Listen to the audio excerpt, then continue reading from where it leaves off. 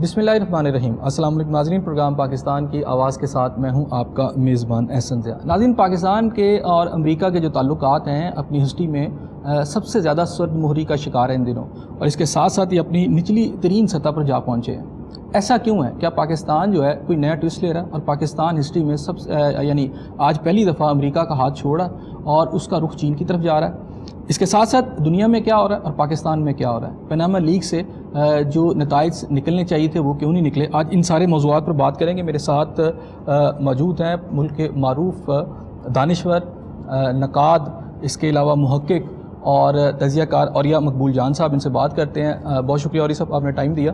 اور یہ سب پہلے میں امریکہ کی طرف آؤں گا۔ پاکستان اور امریکہ کے تعلقات ہم نے 60 دہائیوں سے 60 سے دیکھ رہے ہیں کہ یہ جو ایک بڑا کلوز ایک ریلیشن تھا، اپس اینڈ ڈاؤنز آئے تھے، لیکن اس طرح نہیں تھا جس طرح ہم آج پہلی دفعہ دیکھ رہے ہیں۔ ایسے لگتا ہے کہ فوج نے آج ہاتھ چھوڑانا شروع کر دیا۔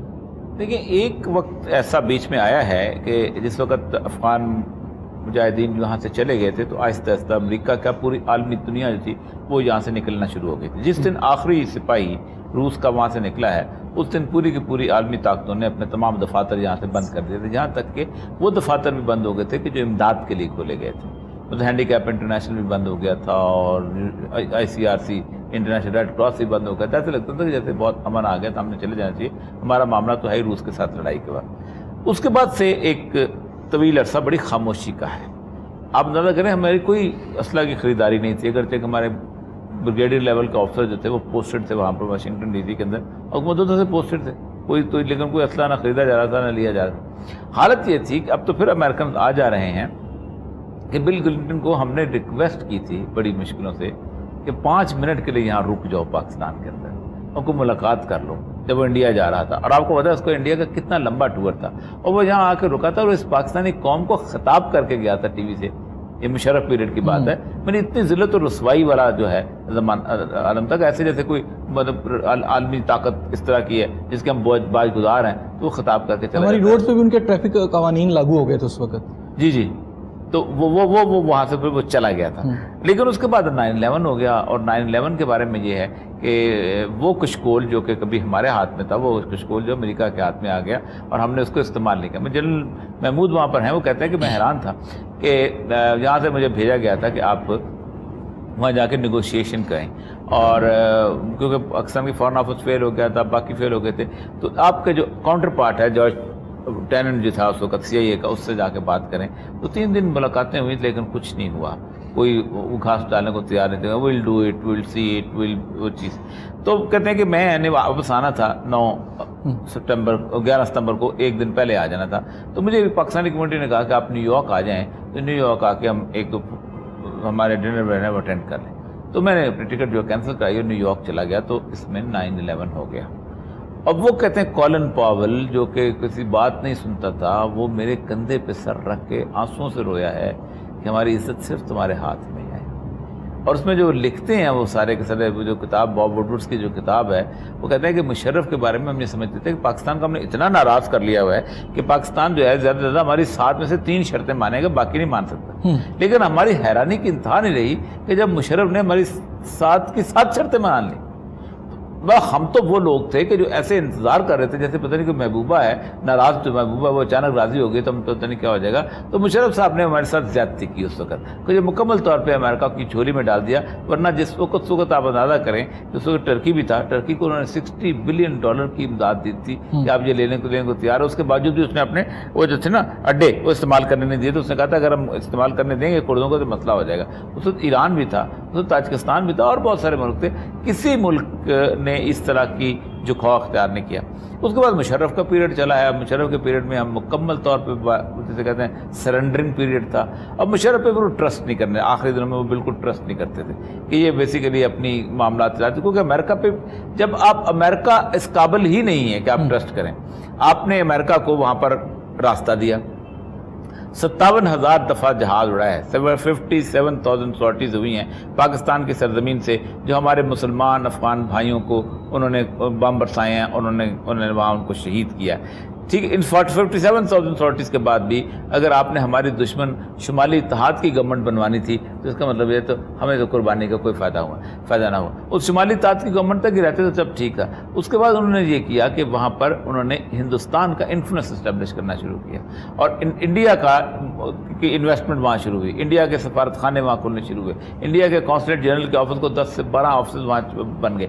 یہ وہ مقام تھا کہ جس کے اندر مشرف پاکستان نے ضابطہ اپنے آپ نے سیو کرنا ہوتا ہے. تو وہ کہتے کہ مشرف ہم سے ڈوئل گیم کر رہا ہے. حالانکہ ڈوئل گیم نہیں تھی. بنیادی طور پر پاکستان اس وقت اپنے آپ کو کہیں نہ کہیں سیف تو کرنا ہوتا ہے. آج پورے کا پورا جو آپ کا ویسٹرن بارڈر جو اصل میں سیف ہے, ابھی جو آپ جتنا بھی آپ کہہ لیں, اگر یہاں پر ہیلمند میں, پکتیکا میں, غزنی میں, اس کا کندھار میں اور ان سارے علاقوں میں اگر طالبان نہ ہوتے تو اس وقت وہی حال ہوتا ہے جو تورخم بارڈر میں اس دن ہوا تھا, جو انہوں نے افغان فورسز نے مرسد کیا تھا, وہ تو ہمارے پر چڑھ دوڑتے.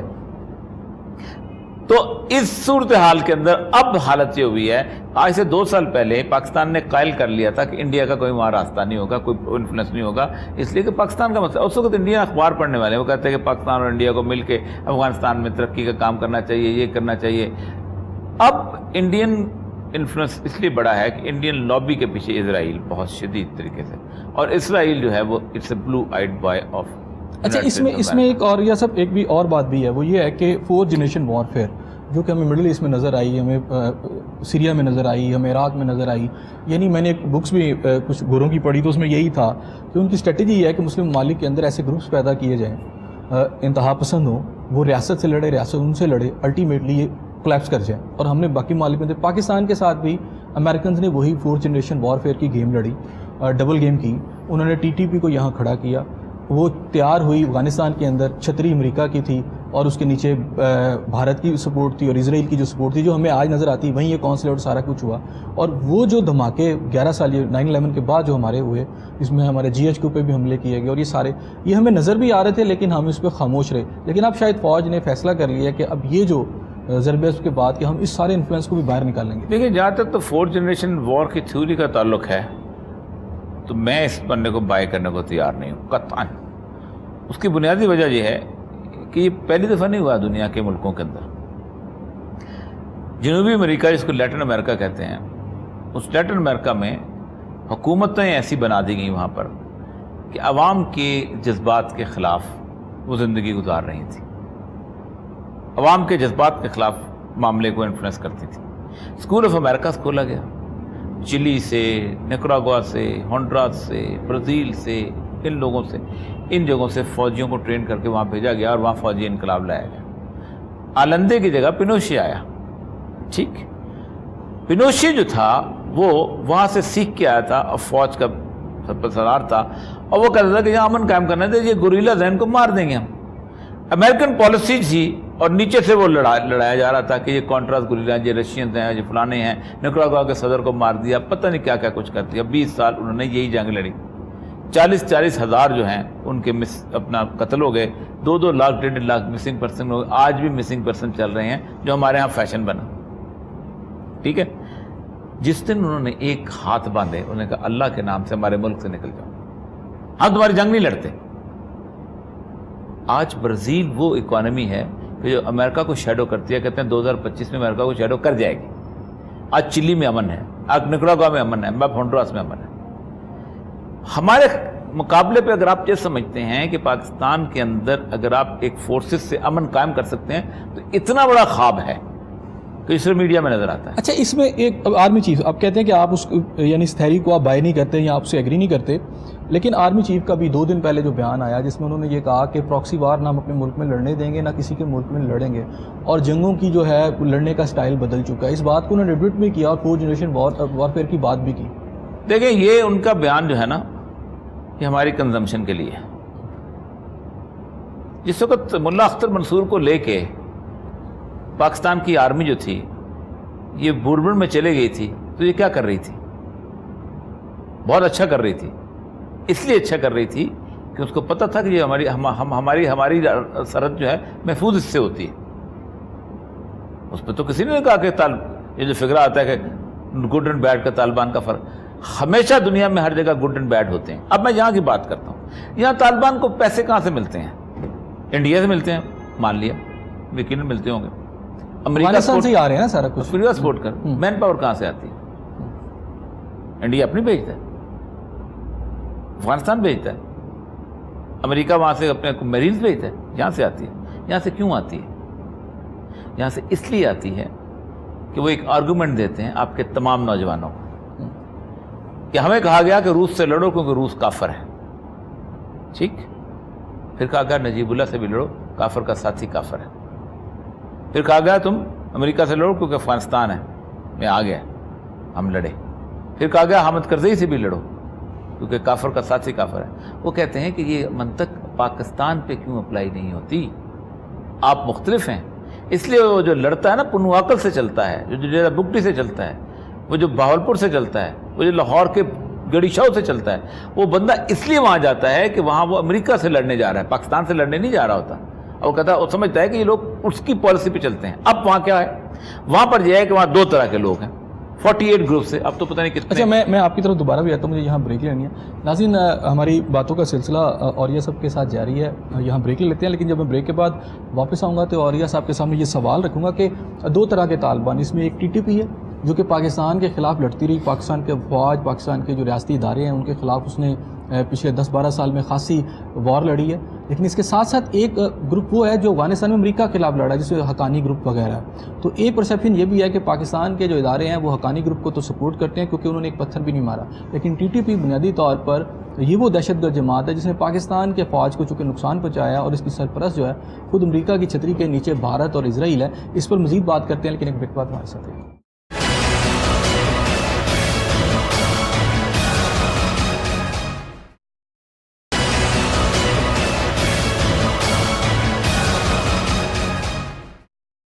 ویلکم بیک ناظرین. جی, اور یہ سب میں نے اب سوال آپ جی دیکھیں, اب فورس اب ہے ایک تھوڑی تبدیلی میں چاہ رہا ہوں کہ وہ بھی کلیئر ہو جائے کہ وہ افغانستان کا جو حقانی گروپ ہے ڈیفینیٹلی انہوں نے تو ایک پتھر نہیں مارا. اس ساری دو طرح کے گروپ ہیں, انہوں نے ملا عمر کا فیصلہ بھی تھا اس کا. یہ کیوں ہوتا ہے میں آپ کو عرض کروں نا, اس لیے ہوتا ہے کہ جب آپ پاکستان کی پالیسیز امریکہ کی پرو کر دیتے ہیں. آج آپ پاکستان کی امریکن پرو پالیسیز ختم کرتے ہیں, ایک بندہ بھی اس ٹی ٹی پی کو پاکستان سے نہیں ملے گا لڑنے کے لیے. ظاہر بات ہے آپ تو امریکہ کے مخالف ہیں, آپ حقانی کو سپورٹ بھی کر رہے ہیں اور گالیاں بھی کھا رہے ہیں اور اپنے خلاف جنگ بھی لے رہے ہیں. آپ سے بدقسمت کون ہو سکتا ہے اس دنیا کے اندر کہ آپ ایک دفعہ حقانی طالبان جو افغانستان کے طالبان ہیں ان کے ساتھ سپورٹ بھی کر رہے ہیں, اور آپ کی پالیسی بھی یہ ہے کہ ان کو سپورٹ کرنا چاہیے. آپ سمجھتے ہیں وہ حق پہ بھی ہیں, وہ لڑ رہے ہیں, آپ ان کو علیحدہ تصور کرتے ہیں. اگر تصور نہ کر رہے ہوتے تو کبھی بھی بوربن کے اندر تمام طالبان کی قیادت آپ کے ساتھ آ کے نہ بیٹھتی. اس کا مطلب کہ آپ امریکہ کیوں کہتا ہے آپ کو ٹی ٹی پی جو ہے, اس کے بارے میں آپ کی کیا؟ میں آپ مرض کر رہا ہوں نا کہ ٹی ٹی پی کیسے بنتی ہے. ٹی ٹی پی بنتی ہے آپ کی پرو امریکہ پالیسی سے. ٹی ٹی پی کہاں سے لے کے آئے گی آدمی؟ میں لوگوں کو جانتا ہوں کہ جس مقصد موسا یہ ہے کہ ٹی ٹی پی وہاں پر جو بیٹھی ہوئی ہے اس کا کوئی پتہ نہیں چلتا, ایک ہی طرح کی داڑھی. وہ دہشت گرد جماعت ہے کہ نہیں؟ آپ نے دہشت گرد کہہ دیا, میں نے کہا ظاہر بات ہے امریکہ انڈین انفلوئنس میں دہشت گرد تو ہوگی, ٹھیک, لیکن آپ مجھے یہ بتائیے کہ ٹی ٹی پی کو بندے کہاں سے ملیں گے؟ آپ ٹی ٹی پی اپنا نظریہ کہاں بیچے گا اگر آپ امریکہ کے خلاف ہیں, اگر آپ طاغوت کے خلاف ہیں؟ ٹی ٹی پی کو تو ایک آدمی نہیں ملے گا. ٹی ٹی پی کے لیے مرنے والا بندہ کہاں سے جاتا ہے؟ آسمان سے اگ کے آتا ہے, پاکستان سے جاتا ہے, ان مدرسوں کے آس پاس سے جاتا ہے. ٹھیک ہو گیا. اچھا, یہ ضرب عصب کے اندر جو کامیابیاں ہمیں نظر آئیں پچھلے سارے ٹائم کے دوران, ہمیں یہ بھی نظر آیا کہ ٹی ٹی پی کو بڑی بری طرح یہاں سے واش آؤٹ کر دیا گیا. آپ سمجھتے ہیں کہ بالکل ایسا ہوا؟ دیکھیں, ہمیشہ کسی آپریشن کی, کیونکہ آپریشن اور چیز ہوتی ہے اور پیس اور چیز ہوتا ہے. یہ دنیا کا واحد آپریشن تھا جس میں تمام لوگوں کو گھروں سے نکال کے باہر کیا گیا اور پھر لڑائی کی گئی. You didn't have an operation. دنیا میں آپریشن جو ہوتے ہیں وہ شہروں کے اندر ہوتے ہیں اور انٹیلیجنس بیسڈ ہوتے ہیں. انٹیلیجنس بیسڈ آپ نے وار لڑی ہے, وار میں آپ ذرا پتہ آپ یو ون, ٹھیک ہے, آپ نے پورے کے پورے سواد کو باہر نکالا, وہ رہ گیا, آپ نے لڑائی کی, آپ نے کچھ جو وہاں تھا موجود پکڑا گیا, اس کو مار دینے سے وار ہوتی ہے. آپ کو اس کو آپریشن نہیں کہہ سکتے, اٹس اے وار. ٹھیک, تو وار میں ظاہر بات ہے پاکستان ملٹری جو ہے پاکستان ملٹری. اصل مسئلہ یہ ہوتا ہے کہ جس دن سوات سے آخری پاکستان کا فوجی سپاہی لا اینڈ آرڈر کی ڈیوٹی سے باہر نکلے گا, اس دن دیکھنا ہے کہ امن ہوا کہ نہیں ہوا. جس دن وہاں پر آپ آخری سپاہی باہر نکلے گا اس دن دیکھنا ہے کہ امن ہوا ہے کہ نہیں ہوا. یہ ہے بہت بڑا کوسچن.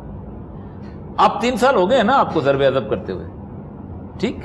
کراچی ایک ایگزامپل آپ کو بتاؤں, جہاں آپ نے بندوں کو نہیں نکالا, جہاں آپ نے وار نہیں لڑی, جہاں آپ نے آپریشن نہیں کیا, وہاں کامیابی ہے لیکن پاکٹس نکل رہے ہیں. پاکٹس نکلے. اچھا, یہ امریکہ کے ساتھ آپ کو لگتا ہے کہ پاکستان ہسٹری میں پہلی دفعہ اب یہ جو آپ بات کریں کہ ہم وار لڑ رہے تھے امریکہ کی, پاکستان کی جو عسکری قیادت ہے اس کو بھی یہ احساس ہو گیا کہیں بیک اینڈ پہ کہ اب ہمیں اس وار سے نکل جانا چاہیے؟ آپ کو لگتا ہے ایسا؟ میرا خیال ہے پاکستان کا مسئلہ بالکل مختلف ہو گیا ہوا ہے, اور پاکستان کا مسئلہ چائنا کے ساتھ بہت وابستہ ہو گیا ہوا ہے.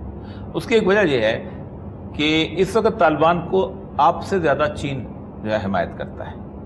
اس کی ایک وجہ یہ ہے کہ ہندوستان چین کے جتنے بھی راستے جاتے ہیں تجارت کے, ان کو کنٹرول کرتا ہے انڈیا. بحر ہند سے ہو کے جاتے ہیں, اگر وہ بحر ہند سے نہ جائیں تو چائنا جو ہے وہ کسی طور پہ کینٹن سے ہوتے ہوئے نیچے اترے گا, نیچے اتر کے نکلے گا, وہاں جا کے آگے سے گزرتا ہوا پھر اس کے بعد بحری جہاز سے آگے جائے گا. کوئی مسئلہ ہے. دوسرا اس کا یہ ہے کہ امریکن کنٹرول ہے اوپر سارا جو ہے سوڈان میں, شام میں, باقی جگہوں میں. تو چائنا کے لیے اور کوئی راستہ نہیں سوائے اس کے کہ گوادر پورٹ تک پہنچے. امریکہ جو ہے چائنا کے انڈر ڈیٹ ہے, اس نے قرضے لیے ہوئے 7,000 ارب ڈالر جو ہے امریکہ مقروض ہے چائنا کا. ٹھیک, چائنا کی اکانومی کو وہ کنٹین کرنا چاہتا ہے کسی طور پر بھی. پاکستان کے لیے اب صورتحال یہ ہے کہ چائنا جو ہے وہ 2-3 چیزیں چاہتا ہے. ایک تو یہ وہ کہتے ہیں ہم نے راستہ بنایا تھا برما والا, برما سے ہم نے تھائی لینڈ والا بنایا ہوا, باقی آگے جگہ سنگاپور, ایک تھائی لینڈ میں ملٹری گورنمنٹ آ گئی, ہمارا راستہ ختم ہو گیا. ہم نے کرغزستان, تاجکستان, ترکمانستان یہ والا راستہ بنایا, ایران سے آتے ہیں, خدشہ رہتا ہے آج ایران آنکھیں دکھا دے, ترکمانستان میں کچھ ہو جائے, کرغزستان میں کوئی حکومت بدل جائے, ہمارا راستہ ختم ہے. 43-44 بلین ڈالر کی ان کی لائف ٹائم انویسٹمنٹ ہے. چائنا وانٹ کہ یہاں پر ہمیں پیس چاہیے, اور پیس کے لیے ان کو ایک مکمل طور پہ 2 چیزیں چاہیے. 20 سال کی اسٹیبلٹی چاہیے اور 20 سال کی کنٹینیوٹی چاہیے. یہ ہے وہ بیسک کرک. آپ کو پتہ ہے کہ جس وقت آپ کی اورنج ٹرین کے اوپر باتیں شروع ہوئی تھیں کہ آپ نے چائنا کے اس میں سے نکال دیا, تو چائنیز حکومت کا یہ بیان آیا تھا کہ اب ہم امداد دیتے ہوئے براہ راست صوبوں سے پوچھیں گے, کیونکہ یہ ہمارے ساتھ زیادتی ہوئی ہے کہ صرف ایک صوبے پنجاب کے اندر ہماری امداد لگائی جا رہی ہے. کیونکہ ظاہر بات ہے پنجاب میں تو اورنج چائنا کا سی پیک گزرے یا نہ گزرے, اس نے گوادر میں تو جانا ہے, اس نے گلگت بلتستان میں تو جانا ہے, اس میں اس جگہ تو جانا ہے, اپنا KPK میں تو جانا ہے. پاکستان سندھ اور پنجاب وہ 2 صوبے ہیں کہ جن کے اندر اس کو کوئی تعلق ہی نہیں ہے. لیکن چونکہ ہماری حکومت, چونکہ اب میں پھر کہوں گا تو پھر لوگ کہیں گے بات ہے پرو پنجاب کی, pro central Punjab and pro Lahore government ہے, تو پرو لاہور گورنمنٹ جو ہے وہ ہمارے عالمی طاقتوں کو بھی خراب کرے گی اس معاملے کے اندر. تو انہوں نے یہ جواب بیان دیا. اب چائنا بنیادی طور پر یہ چاہتا ہے اس وقت کہ پاکستان میں ایک اسٹیبلٹی آئے. امریکہ جو ہے وہ اس وقت انڈیا کے ساتھ ہے کہ پاکستان میں اگر ایک دفعہ اسٹیبلٹی آ گئی اور سی پیک بنا, تو 4-5 ملک ایسے ہیں جن کے لیے اکانومی جو ہے تباہ ہو جائے گی. وہ کون سب سے پہلی اکانومی تباہ ہوگی دبئی کی. دبئی وہ اکانومی ہے کہ جس نے اتنی ظالم اور رتھلیس ہے کہ میں لیبنان گیا تھا 2011 میں, تو لیبنان میں وہ بتا رہے تھے کہ دیکھیں حالت یہ ہے کہ جس وقت انہوں نے دبئی بنانا تھا تو انہوں نے بنیادی طور پر سوچا کہ کیا کیا جائے, کون سا شہر ہے جو ہمارا مقابلہ کر سکتا ہے. ٹھیک ہے, اور انہوں نے سوچا اور دیکھا کہ بیروت ہے, کہ ظاہر پر عیاشی بھی وہیں ہے, ماحول بھی کھلا ہے, اور زبان کا بھی مسئلہ نہیں, کوئی عیاشی تو عربوں نے کرنی ہے وہاں پر جا کے. تو ان کا جب تک بیروت تباہ نہیں ہوتا دبئی نہیں بن سکتا. 2 اسرائیلی سپاہی جو ہیں وہ حزب اللہ کے ہاتھ آئے ہیں, اور حزب اللہ کے ٹھکانے ہیں اسرائیل کے بالکل بارڈر کے اوپر, وہاں کوئی راکٹ لانچر نہیں لگا, پورا بیروت تباہ کر دیا انہوں نے. ایک اینٹ سے اینٹ بجا دی بیروت کی, جہاں تک کہ آخری پل جو رہتا تھا ایک, اس پہ الجزیرہ کا بندہ گیا, اس نے کہا کہ ایک ہی پل رہ گیا اب جس سے لوگ آمد و رفت کرتے ہیں, 5 منٹ اسرائیل کا طیارے آئے, انہوں نے پل تباہ کر دیا. اور وہ کہتے تھے کہ حزب اللہ نے ہمیں تباہ برباد کروایا, کہ ہمارے شہر پر بامبنگ ہوتی رہی. اس کا تو دوسرا مطلب آ گیا کہ حزب اللہ کے پیچھے تو ایران کھڑا, جو بھی کھڑا تھا. ایران بھی دبئی کے ساتھ مخلص تو نہیں ہے نا. نہیں, لیکن یہ تو پھر کیا سارے اکٹھے تھے اسی کے بیروت کو تباہ کروانے میں؟ ڈیفینیٹلی. آپ دیکھیں نا, ایک بیروت تباہ ہو رہا ہے, پلازے اڑ رہے ہیں, لوگ مر رہے ہیں, اور ایک بندہ اسی شہر کے اندر 2 لاکھ کے مجمع سے خطاب کر رہا ہے, اس کو کوئی کچھ نہیں کرتا. اس کا مطلب ایران اس میں پھر آپ کے خیال میں اس میں ملوث تھا پوری طرح بیروت کی کانسپریسی ان کی. میں حریری کی فیملی اور ان کو جو وہاں کے بیروت کے رہنے والے ان کی باتیں بتا رہا ہوں. اور کہتے ہیں آج تک دیکھیں حزب اللہ نے آج تک ہماری گورنمنٹ نہیں بننے دی. ٹھیک, کرائسس تو بلٹ اپ ہوا. اب حزب اللہ کو ہیرو بھی بنا دیا گیا نا ایک دوسرے حماس کے مقابلے میں. اب تو وہ ہے کہ حزب اللہ نے بچایا ہوا لبنان کو. ابھی جو پرسیپشن دنیا کو یہی دیا جا رہا ہے کہ لبنان کو بچانے والے لاسٹ اسرائیل کے ساتھ جو وار ہوئی اس میں تو حزب اللہ کو. میں آپ کو بتا دیں لبنان بیروت تباہ ہو گیا مکمل تھا. ٹرپولی جا کے دیکھ لیں, باقی جگہ دیکھ لیں. اس کے بعد دبئی بن گیا. اب گوادر کے مقابلے میں دبئی ختم ہو جائے گا. دبئی میں آپ نے انویسٹمنٹ کی ہوئی. قطر ختم ہو جائے گا. قطر میں اپنے کتنے بڑے بڑے اسکائی اسکریپرز بنا دیے, ہزاروں کمرے خالی پڑے ہوئے. کس لیے خالی بنا رہے ہیں؟ ہم جو فٹ بال میچ, حالانکہ انویسٹمنٹ ہے. یہ انویسٹمنٹ ختم ہوتی ہے اگر گوادر جو ہے وہ ایک پورٹ بنتا ہے. کیونکہ گوادر جو ہے, پھر آپ کی باتوں سے تو میں نتیجہ کر رہا ہوں کہ پھر پاکستان کو بھی ٹارگٹ کیا جائے گا. 7 ملک ہیں اس وقت جو پاکستان کے خلاف مکمل طور پہ برسر پیکار ہیں, کھل کے بھی اور انڈر گراؤنڈ. 3 تو یہ ہو گئی, اسرائیل, انڈیا اور اسرائیل ہے. اسرائیل تو اپنے حساب سے کرتا ہے, بیک پہ رہتا ہے, سامنے نہیں. باقی 4 سب ایران ہے. کیونکہ اگر ہم کریں چہابار کی جو دیکھیں, چہابار میں انڈیا اور ایران کی کولیجن ہے. چہابار نے دلارام سے لے کے زرنج تک ایک بہت بڑی روڈ بنا دی ہے. اور وہ روڈ جو ہے وہ اگر پاکستان میں گوادر بنتا ہے تو وہ روڈ جو ہے وہ افیکٹو نہیں رہتی. اس کی بنیادی وجہ ہے کہ آپ کے راستے یہاں سے نزدیک ہیں. مجھے آپ یہ بتائیے نا کہ اگر آپ کے موٹر وے جو ہے وہ 3 گھنٹے میں جاتی ہے اور جی ٹی روڈ بھی جو ہے موٹر وے بنا دی جائے تو وہ 2 گھنٹے میں جائے تو آپ کا دماغ خراب ہے, ادھر سے جائیں گے آپ. ناظرین وقت ہوا ہے بریک کا, بریک لیتے ہیں. جب بریک کے بعد واپس آؤں گا تو مزید بات کریں گے اسی موضوع کے اوپر. ہمارے ساتھ رہیے گا.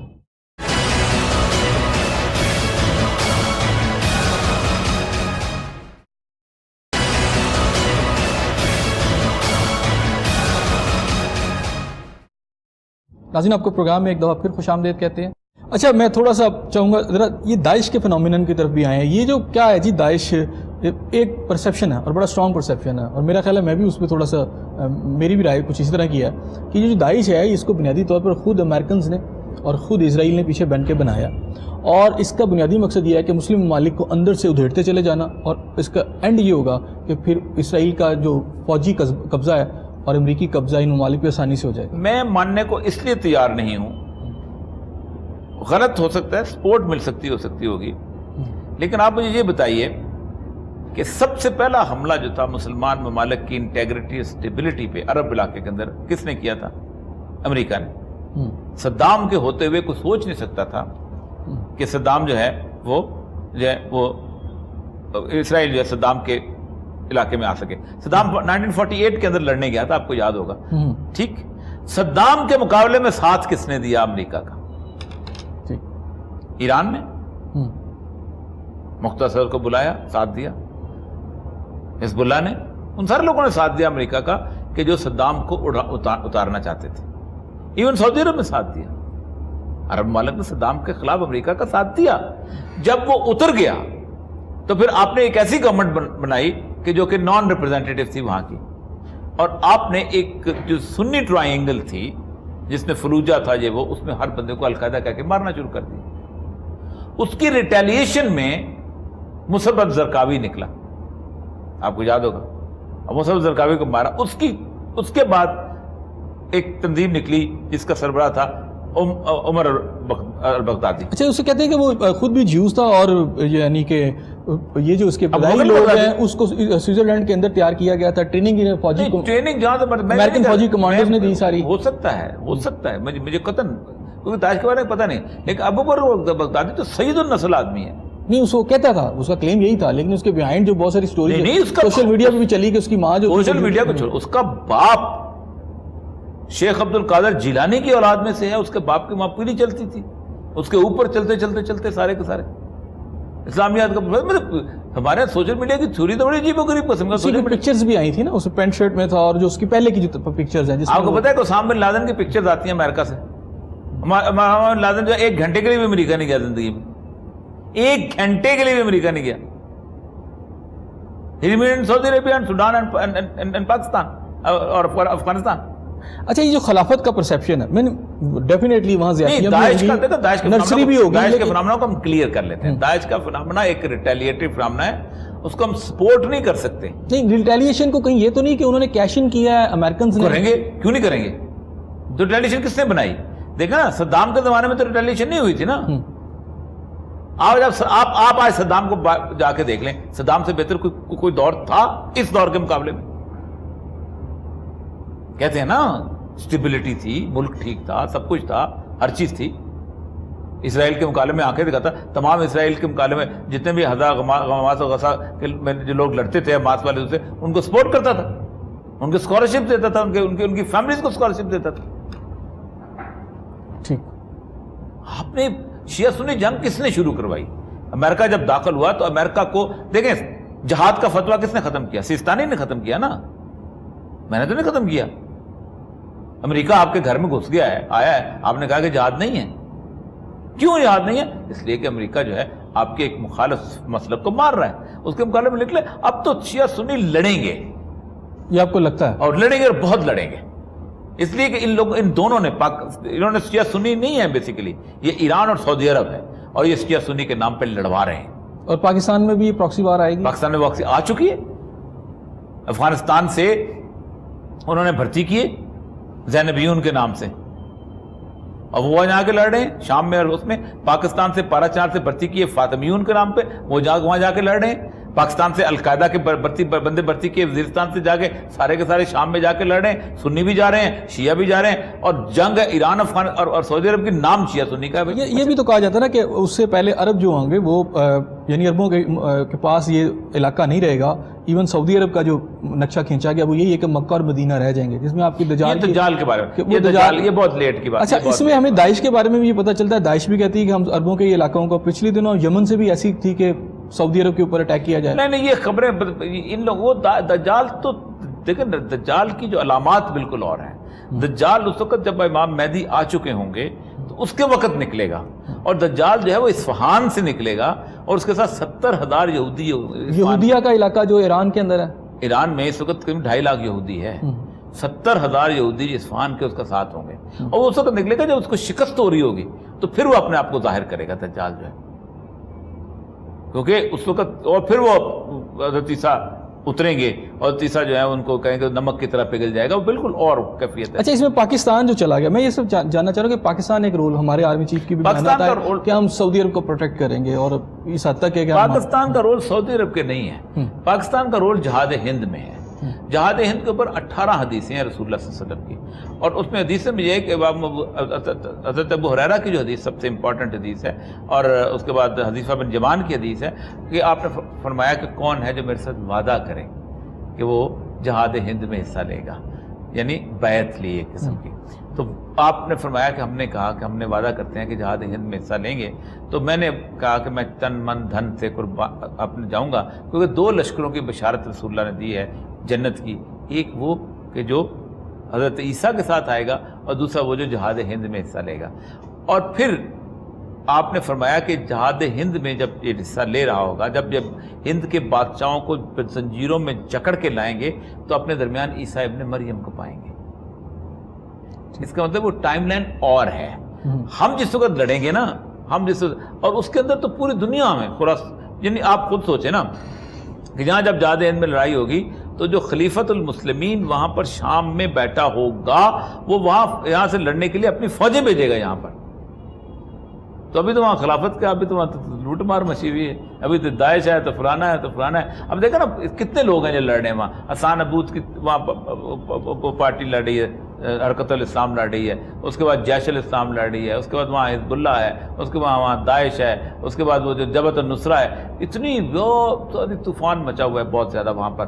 شام میں ایک دفعہ کچھ تو غارت شام میں اور عراق میں ہونا ہے, اور عراق میں وہ فرمایا تو سونے کا پہاڑ نکلے گا جس پہ لوگ لڑیں گے, اور کسی کے ہاتھ نہیں آئے گا, اور لڑ رہے ہیں کسی کے ہاتھ نہیں آنا. اچھا, اس میں جو رشینز ہیں یا چائنیز ہیں, ان کا کردار کیا ہوگا؟ رومن کا سمجھ آ گئی, مسلمز کی سمجھ آ گئی. چائنیز کے بارے میں تو رسول اللہ صلی اللہ علیہ وسلم نے ایک حدیث ہے آپ کی, آپ نے فرمایا خراب السند بالہند و خراب الہند بالسین, کہ سندھ جو ہے, یہ جو ہمارا پاکستان ہے بیسیکلی سندھ ہے. پرانے زمانوں کا سندھ یہی تھا, دیبل سے شروع ہوتا تھا اور وہ جاتا تھا اوپر کہیں, یہ ہڑپا کی سویلائزیشن جو ہے نا, یہ اس کی ریمننٹس جو ہیں پنڈی تک ملتے ہیں, اس کے بعد خراسان شروع ہو جاتا ہے. آپ نے فرمایا خراب السند بالہند, سندھ کی خرابی جو ہے یہ ہندوستان سے ہے, وہ خراب کریں گے اس کو. جب بھی کوئی تباہی آئے گی, جب بھی کوئی خرابی آئے گی سندھ کی, وہ خراب الہند بالسین, اور ہند کی مغز جو ٹھیک کرے گا وہ چین ٹھیک کرے گا. تو چین کی جو لڑائی ہے وہ مجھے لگتا ہے کہ جس وقت آخری جہاد ہند شروع ہونا ہے تو اس وقت صرف چین نے ہمارے ساتھ دینا ہے. یہ رسول اللہ صلی اللہ علیہ وسلم نے 1400 سال پہلے فارن پالیسی ہمیں دے گئے تھے کہ امریکہ کی طرف مت دیکھنا, چین کی طرف دیکھنا. تو اس میں رشیا کی بات میں کروں گا کیونکہ اس وقت رشین اور طرف ہے, رشیا اوپر لڑے گا, رشیا آرتھوڈاکس چرچ کے ساتھ آ جائے گا. جو آپ نے فرمایا نا 82 جھنڈے ہوں گے اور ہر ایک جھنڈے کے نیچے 12,000 لوگ ہوں گے, 82 ملک پورے, اور اپنے نصارہ کے جھنڈے ہوں گے, رومنس. تو اس میں سارے آئیں گے, امریکہ بھی آئے گا, روس بھی آئے گا. وہاں سے چونکہ ماورا نہر کا جو علاقہ ہے وہ چچنیا, تاتارستان اور داغستان کا علاقہ ہے, وہاں سے بھی ایک لشکر نے آنا ہے جو کہ خراسان کے لشکر کے ساتھ مل کے جنہوں نے بیت المقدس فتح کرنا ہے. تو وہ چچنس دیکھیں وہ ساری بنتی جا رہی ہے نا, آپ کے سامنے گیم نظر آ رہی ہے نا. تو وہ نکلیں گے, وہ بھی وہاں پہنچیں گے, اس کی نصرت کو آئیں گے. اچھا یہ جو بڑی جنگ ہوگی اس میں ایٹامک کا رول کیا ہے؟ ایٹامک بم چلیں گے کہیں مجھے لگتا یہ ہے کہ کیونکہ آپ آخری جنگ کے بارے میں کہا کہ تلواروں اور اس کی ہوگی, یا تو اتنا اسلحہ کو کہ یاجوج ماجوج کی جو دونوں آپ نے بتایا ہے اس میں یہ ہے کہ اتنا اسلحہ چلائیں گے کہ دنیا پہ کوئی زیرو نہیں رہے گا. ایک آپ صلی اللہ علیہ وسلم نے فرمایا کہ ایک پرندہ جو ہے وہ اڑے گا, اور پرندہ جو اچھا ہوتا ہے صاف طبیعت پرندہ وہ مردار لاش پہ نہیں بیٹھتا, گدھ بیٹھتی ہے. تو لاشیں بکھری ہوں گی زمین کے اوپر, وہ چاہے گا کہ کہیں نہ کہیں میں پرندہ جو ہے میں اس پہ صاف جگہ پہ بیٹھ جاؤں. ٹھیک ہے, وہ صاف جگہ ڈھونڈتا رہے گا, حالانکہ تھک جائے گا. اب پرندے کی پرواز کتنی ہوتی ہے, پورا دن رہتی ہے, تھک جائے گا, آخر وہ لاش پر ہی گرے گا. اس میں تو وہ ریجن ہمیں نظر آتا ہے جو کہ شام یا عربوں کے علاقے کا ہے. اس میں یہ جو ریجن ہے یہ پورے کا پورا دیکھیں, جس دن ایک بٹن چلنا ہے نا, سب سے بڑی بات یہ ہے کہ امریکہ کی پاور کو یہودیوں نے ختم کر کے اس کو شفٹ کرنا ہے اسرائیل میں. اور اس کا ایک وجہ ہے کہ پاور بنتی ہے ساری کی ساری آپ کی اکنامک, جو انہوں نے آرٹیفیشل کریڈٹ کریشن سے جو بینکنگ سسٹم ہے اس کو کنٹرول کیا ہوا ہے. 45,000 آپ کی کارپوریشنز ہیں, 500 کارپوریشنز ہیں, اور ان کو 20 بینک کنٹرول کرتے ہیں. اس کو ہے آرٹیفیشل کریڈٹ کاغذ. اب انہوں نے ڈیجیٹل کوائنیج شروع کی ہے. اس کوائنیج کو وہ جہاں سے بیٹھ کے چاہیں گے آپریٹ کریں تاکہ 1 روپیہ بھی آپ ان کی مرضی کے بغیر ختم نہ کر سکیں. وہ جو ہیں دیکھیں, اسرائیل میں ایک یہودی جو ہے وہ جو بیٹھا ہوا ہے, وہ کیسے بیٹھا ہوا ہے, کیوں بیٹھا ہوا ہے؟ آپ کا لاہور میں گھر ہو بہترین ڈیفینس میں 3-4 کنال کا, ساتھ آپ کی ایک فیکٹری بھی ہو رائیونڈ میں یا کسی اور جگہ, اور میں آپ کو کہوں کہ بھائی آپ بلوچستان چلو میرے ساتھ, وہاں نہ پانی ہے, نہ بجلی ہے, نہ وہاں سیوریج ہے, وہاں تو بلوچ آپ کی جان کے دشمن ہے, تو آپ نہیں جائیں گے, میں پاگل ہو جاؤں. لیکن یہودی جرمنی سے, انگلینڈ سے, روس سے, فرانس سے, امریکہ سے اپنا سارا کچھ چھوڑ کے ریگستان میں آ کے بیٹھے تھے 1948 میں, 1920 میں آنا شروع ہوئے تھے. پاگل رہے. انہوں نے وہاں کو ٹیکنالوجیکل انویسٹمنٹ کرنی تھی, وہاں کو اسکائی اسکریپر بننے تھے, وہاں کو بہت بڑی کارپوریٹ فارمنگ ہونی تھی. کچھ نہیں تھا نا. کس لیے آئے؟